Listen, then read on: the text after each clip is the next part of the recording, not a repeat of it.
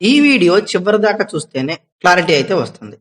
ప్రతిష్టాత్మక సెప్టెంబర్ 9 నుంచి 28 వరకు యుఏఈ వేదికగా జరగనుంది. ఈ మ్యాచ్‌లు టీ20 ఫార్మాట్‌లోనే నిర్వహించనున్నారు. అయితే ఆఫ్ఘనిస్తాన్, హాంకాంగ్ పోరుతో ఈ ట్రోఫీ అయితే ప్రారంభమవుతుంది. అంటే వాళ్ళ తొలి మ్యాచ్ అని చెప్పుకోవచ్చు. టీమిండియా తన మొదటి మ్యాచ్ సెప్టెంబర్ 10న యుఏఈతో ఆడనుంది.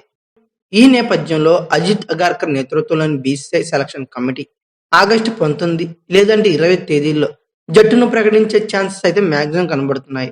అయితే ఇందులో Shubman Gill test format captain చోటు దక్కించుకునే అవకాశాలు ఉన్నాయా లేదా అనే దాని గురించి మాట్లాడుకుందాం. అయితే టీమిండియా ఇటీవలే టెండూల్కర్ ఆండర్సన్ ట్రోఫీలో భాగంగా ఇంగ్లాండ్లో పర్యటించింది. అందులో ఏకంగా 5 టెస్టుల సిరీస్ అయితే మాత్రం ఇంగ్లాండ్తో తలబడింది. అయితే ఈ 5 టెస్టుల సిరీస్లో గాను టీమిండియా 2-2తో సిరీస్ అయితే సమం చేసుకుంది. అలాగే రోహిత్ శర్మ, విరాట్ కోహ్లీ ఒకరి తర్వాత ఒకరు మరికొద్ది రోజుల గ్యాప్లోనే ఇద్దరు టెస్ట్ ఫార్మాట్కు రిటైర్మెంట్ ప్రకటించిన నేపథ్యంలో టీమిండియా టెస్ట్ కెప్టెన్గా శుభ్మన్ గిల్ అయితే నియమితుడయ్యాడు. అతడి సారథ్యంలోనే భారత్ జట్టు ఇంగ్లాండ్లో పర్యటించింది అని చెప్పుకోవచ్చు. అక్కడ కెప్టెన్గా గిల్ ఉన్నాడు. గిల్ సవిచాచిలాగా ఇటు కెప్టెన్ గాను అటు బ్యాటర్ గాను ఈ సిరీస్లో అద్భుతంగా రాణించాడు.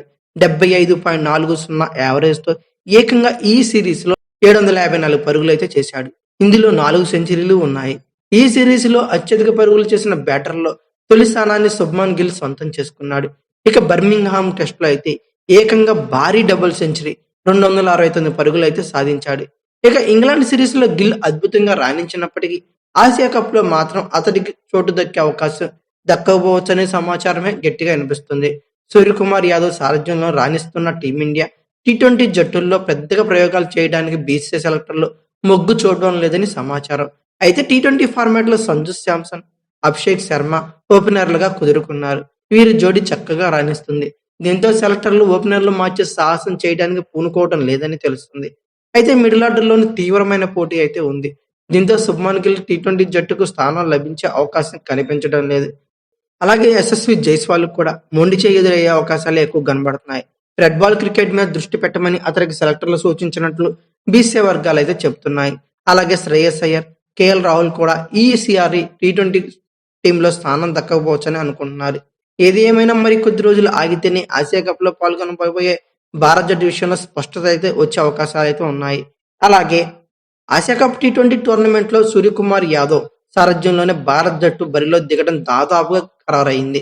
అయితే ఇంగ్లాండ్తో టెస్ట్ సిరీస్ లో తొలిసారి పగ్గాలు అందుకున్న గిల్ అంచనాలకు మించి రాణించడంతో అన్ని ఫార్మాట్లకు అతన్నే కెప్టెన్ చేస్తారని వార్తలు గట్టిగా నిర్మించాయి.